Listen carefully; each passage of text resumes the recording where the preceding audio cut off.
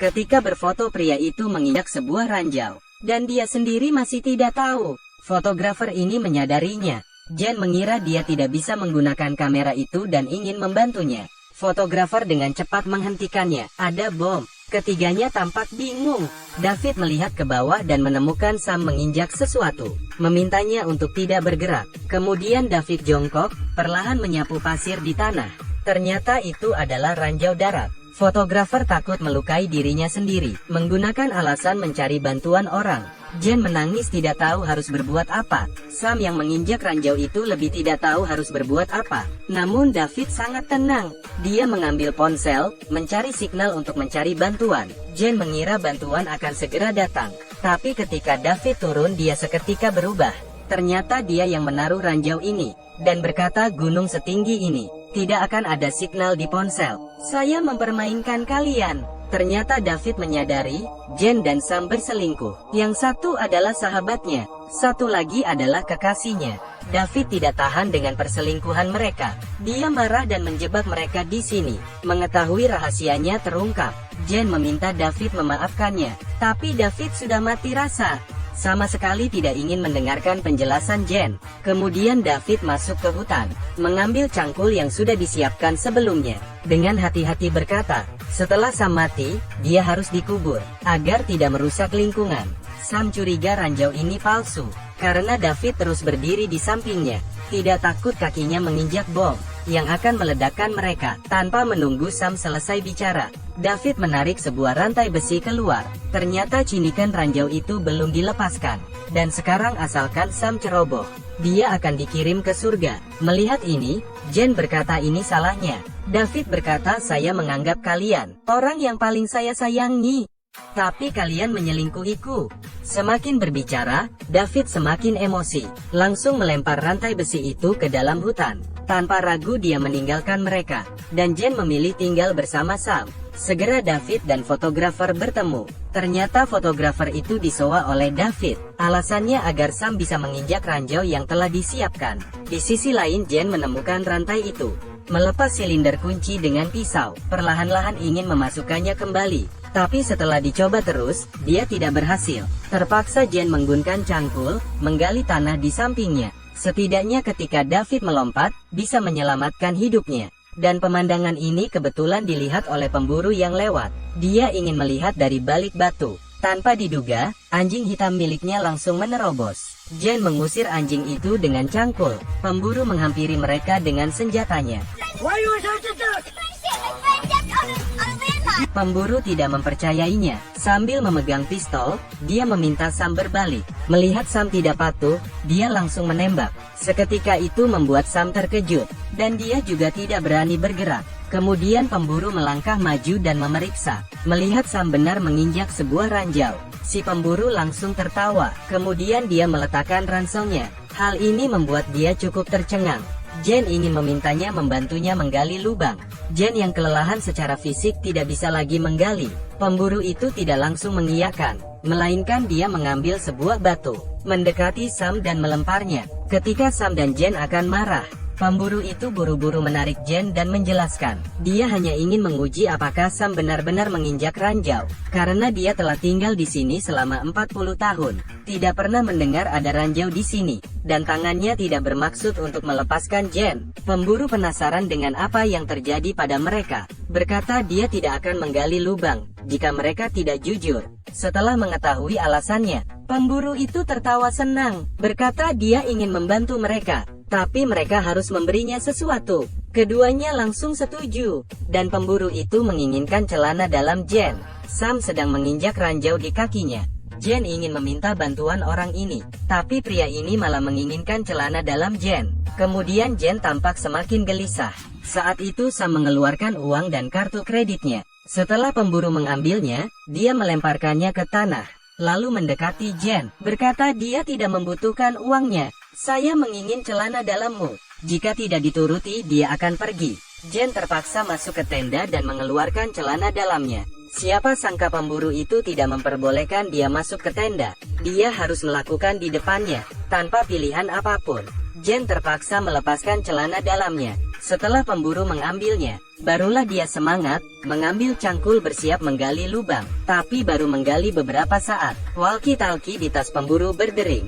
Mendengar itu, Jen bergegas, ingin meminjam alat itu pada si pemburu, meminta orang di bawah gunung membantu memanggilkan polisi, maka mereka bisa diselamatkan. Pemburu berkata jika dia ingin menggunakannya, mereka harus menuruti satu permintaannya. Setelah dia selesai berbicara, dia melemparkan celana itu, meminta Jen merang dan mengambilnya dengan mulut. Jen pura-pura tidak mendengar, hanya berjalan dan mengambilnya. Tapi pemburu tidak setuju. Dia memintanya merangkak. Pemburu melempar celana itu lagi. Jen merangkak mengambilnya dan menyerahkannya ke pemburu. Pemburu tak tahu malu itu masih belum puas. Berkata dia harus membawanya kembali dengan mulutnya. Kemudian dia melemparnya lagi. Jen tidak mau menyerah. Dia terpaksa menurutinya. Dia bahkan digertak oleh anjing hitam itu. Pemburu memuji anjingnya. Setelah beberapa kali melempar, Jen akhirnya mendapatkan walkie-talkie. Namun orang itu tidak bisa berbahasa Inggris. Setelah mendapatkan pelecehan, ini hasil yang dia terima. Terpaksa dia meminta pemburu menerjemahkan ucapannya. Dan pemburu itu berkata untuk menerjemahkan sebuah kalimat. Jen harus melepaskan satu bajunya. Menghadapi pemburu tidak tahu malu itu, Jen hampir menangis. Tapi demi menyelamatkan Sam, dia pun menuruti ya. Baru menerjemahkan dua kalimat, Jen sudah melepaskan semuanya. Dan pemburu itu licik, menerjemahkan kalimat yang tidak benar. Jen mengira pemburu itu dengan jujur menyampaikan kata-katanya. Setelah diterjemahkan, dia meminta pemburu itu pergi. Pemburu lalu mengambil ranselnya dan bersiap pergi. Tiba-tiba walkie-talkie berdering lagi. Pemburu tak tahu malu segera datang dan menerjemahkan. Meminta Jen terus melepaskan bajunya.